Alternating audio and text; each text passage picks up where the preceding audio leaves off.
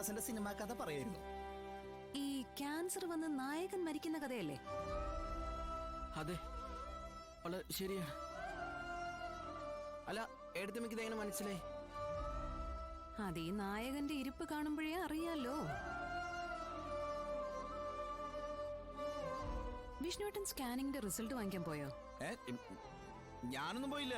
പിന്നെ അവര് പറയുന്നതായിട്ട് പേടിക്കാൻ വേറെ പണിയില്ലല്ലോ. റിസൾട്ടിന്റെ കാര്യം അറിയാഞ്ഞിട്ട് ഇത്രയും ടെൻഷൻ. അപ്പൊ പിന്നെ അറിയുമ്പോ എന്തായിരിക്കും? ആശനെ പേടിയാണ് എടുത്തമ്മേ. ആശൻ എന്തോ മാറാ രോഗം എന്ന് ആശൻ പറയുന്നേ, മരിച്ചു പോകുന്നൊക്കെ എന്റെ ആശൻ പറയുന്നേ. അത് ശരി, അപ്പൊ മരിക്കാൻ തയ്യാറായിട്ടുള്ള ഇരിപ്പ അല്ലെ? ഇതാണ് സ്കാനിംഗ് റിപ്പോർട്ട്. ഇത് വെച്ച് വിഷ്ണുവേട്ടൻ ഇപ്പൊ ഒരു കുഴപ്പമില്ല. പിന്നെ ഇപ്പൊ ഉണ്ട് വെറും ഒരു ജലദോഷപ്പനി. അതിപ്പോ ആവി പിടിച്ചാൽ മാറാവുന്നതേ ഉള്ളൂ.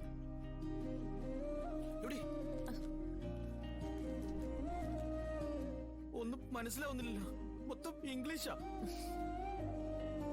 ആശാനെ, ആശനൊന്നും ഇല്ലെന്ന്. അപ്പൊ ഞാൻ മരിക്കില്ല? അതൊന്നും എനിക്കറിയാൻ പാടില്ല. പിന്നെ ജനിച്ച എല്ലാവരും മരിക്കണമല്ലോ. പക്ഷേ വിഷ്ണുവേട്ടന്റെ കാര്യത്തിൽ അതെന്തായാലും ഉടനെ ഇല്ല. അതുകൊണ്ട് ഈ കമലഹാസന്റെ കണ്ണീർ കഥ നിർത്തി കോമഡി വല്ലതും പിടിക്കാൻ നോക്ക്.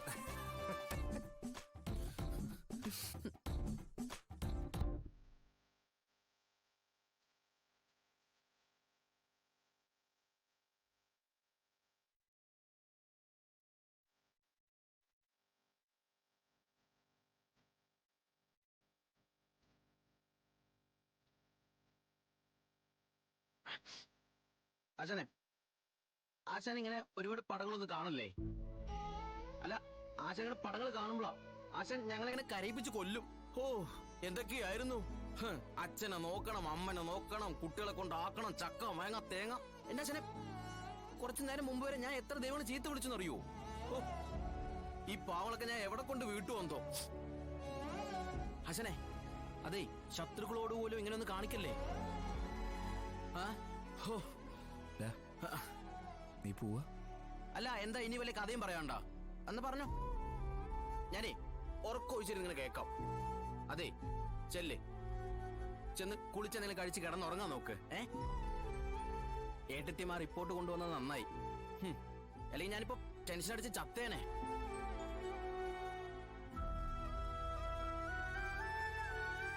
അല്ലേ ഒന്ന് ഞാനുണ്ടല്ലോ നിന്റെ കൂടെ, നീ വിഷമിക്കായിരിക്കേ.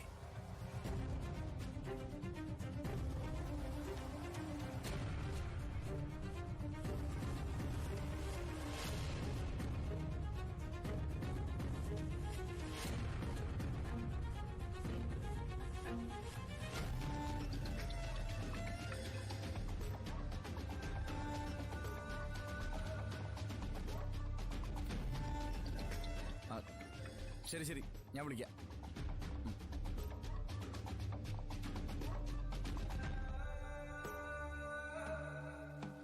ആരായിരുന്നു ഫോണില്?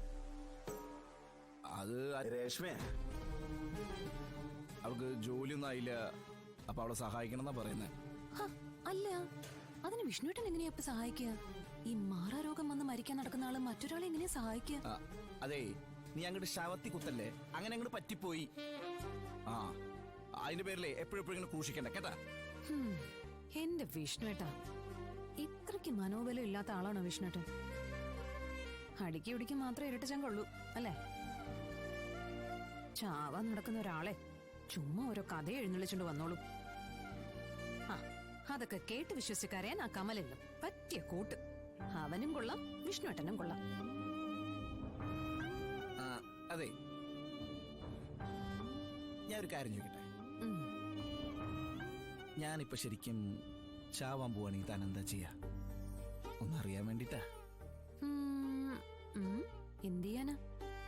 ചത്ത കുഴിച്ചിടും. അല്ലാതെ കെട്ടിപ്പിടിച്ചോണ്ട് ജീവിതകാലം മുഴുവൻ ഇരിക്കാൻ പറ്റില്ലല്ലോ. പിന്നെ ഈ കുഴിച്ചിടുന്ന സ്ഥലത്തൊരു തുളസി തൈ നടുകയും ചെയ്യും. അത് ശരി. അപ്പൊ താൻ എന്നെ കുഴിച്ചിടും, പിന്നല്ലാതെ. എന്നിട്ട് അവിടെ തുളസി നടും അല്ലേ? പിന്നെ നിന്നിട്ടല്ലോ നിന്നോട് ഞാൻ ആദ്യപ്പെട്ട ഇവിടെ എടുത്തിട്ട് ദേ തുഴയ്ക്കും ഞാൻ. പിള്ളേരാരെങ്കിലും കാണുവേ. ആ കാണട്ടെ. വിഷ്ണുവേട്ടാ. അതേ ഞാനേ എന്റെ ഭാര്യയെ, അതായത് അവരുടെ അമ്മേനെ പൊക്കിയെടുത്തിരിക്കുന്നത്, അല്ലാതെ അപ്പുറത്തെ വീട്ടിലെ അമ്മണി ചേച്ചീനല്ലേ. അത് ശരി. അപ്പൊ അങ്ങനെ വരട്ടെ. അമ്മണി ചേച്ചിയും നോത്തോണ്ടും അല്ലെ? എന്റെ പൊന്നോ, എന്റെ രാജശ്രീയും വിജയശ്രീയും സാവിത്രിയും ഒക്കെ നീയ. ഈ കണ്ണുകളിലെ എനിക്ക് ഏത് അപ്സരസിനും കാണാം. കാരണം ഞാൻ കാണുന്ന ലോകം ഇതാണ്. പിന്നെ ഈ കണ്ണുകളിലെ തിളക്കുക എന്റെ ഊർജം, പിന്നെ ഈ നിശ്വാസം, അതാണ് എനിക്ക് എന്റെ ജീവവായു. പിന്നെ എങ്ങനെയാടി നിന്നെ വിട്ട് പോവാ? നിന്നെ ഇവിടെ അത് ശരിയല്ലേ.